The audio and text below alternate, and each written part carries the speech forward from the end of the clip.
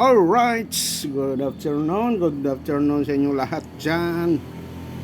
Mayroon akong DIY ngayon.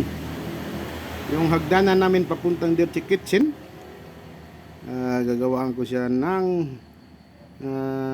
design yung step niya. Kasi yung kapitbahay namin nagbigay na siya ng tiles, itapon sana niya. Sabi ko sa akin na lang yan, kaya binigay na sa akin. At ito, dandahan na natin. Ito lang yung finished product mga kamakduds. Ayan, di ba? May design mga kamakdud. Binibiyak-biyak ko yung tiles, tapos kinabit ko siya.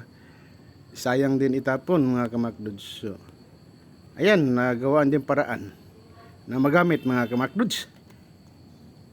At tingnan niyo mga kamakduds, no? DIY yan. Hindi man ganong maganda.